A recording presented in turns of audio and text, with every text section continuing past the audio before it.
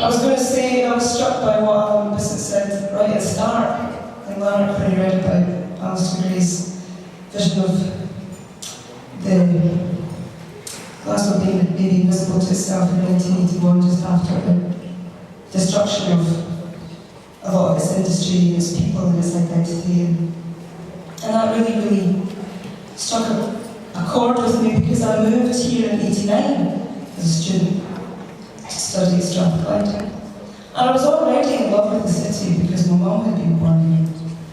I grew up in Galloway. And my mum had made sure that when we had a really special shopping trip, that it was Glasgow that we chose for that. And so she talked about it with great fondness.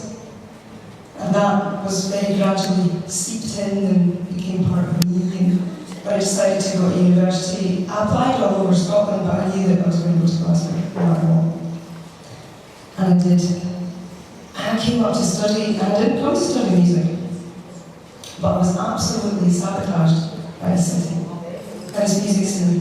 Because in 1989, Glasgow was not invisible anymore. Glasgow culturally had created this decade of pop music, which was just astonishing.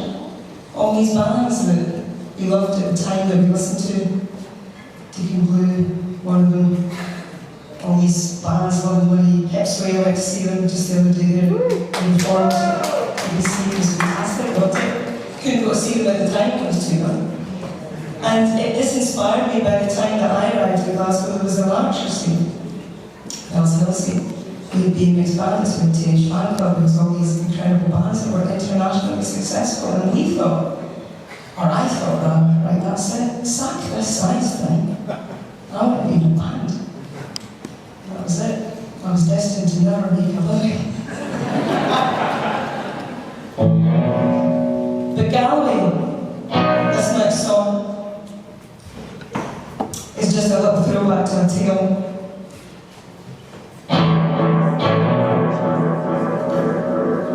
That might sound good during the song, or it might not. We'll find out. I had a bit of trouble with the pedal earlier on.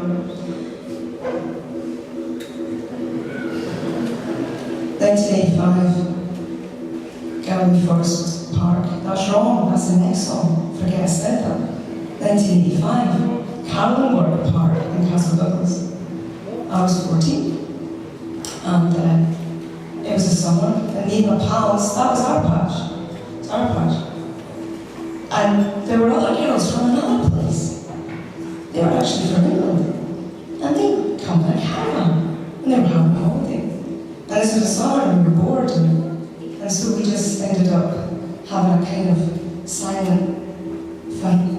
A fight with no touching, with no violence, just the intent in our eyes that if we ever got within years of each other, there would be trouble. So we used to chase each other about. It was just all fun. We kind of probably really liked each other because we had something to do now. We all kind of gave menacing looks every time we saw them. I escaped home, ran, walked, dinghy as log. Escaped on a dinghy once with my pals. There was a puncture in it. We almost didn't make it. But then, years later, I realised that this group of girls had been on a free holiday granted by a charity because their parents were in the miners' strike, their fathers in particular, and they had no money, they had fuck all. And they had come up to Castle Douglas, they went to Scotland for a holiday. I really, really hope we didn't ruin it because they already were having a really shit time. And so, coming up to Glasgow, and these 20 years I've spent here, just like Alan said, independence to me, I didn't even know what the hell that meant when I was a kid. Although having read about it since, I understand that this has been rumbling on for decades in our psyche and our conscience. And I hope it continues to until it happens. The song is inspired by that ridiculous, non-violent altercation in 1985. It's called Parks and Recreation.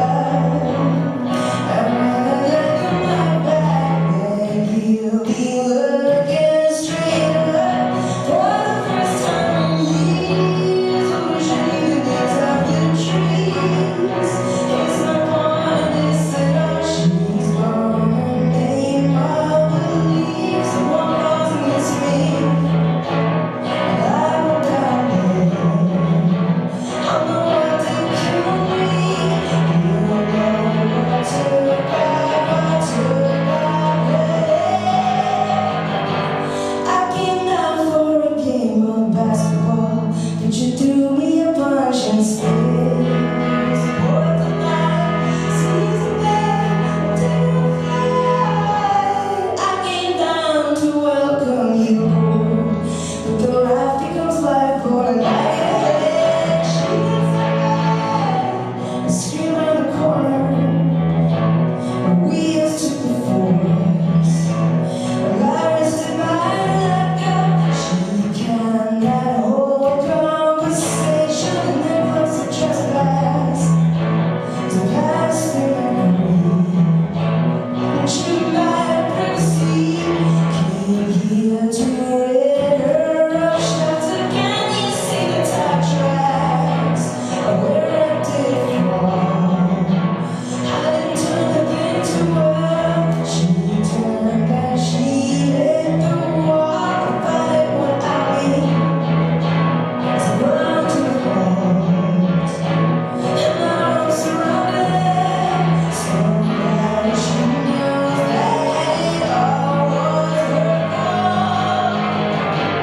I came down here for a rematch, but my bloody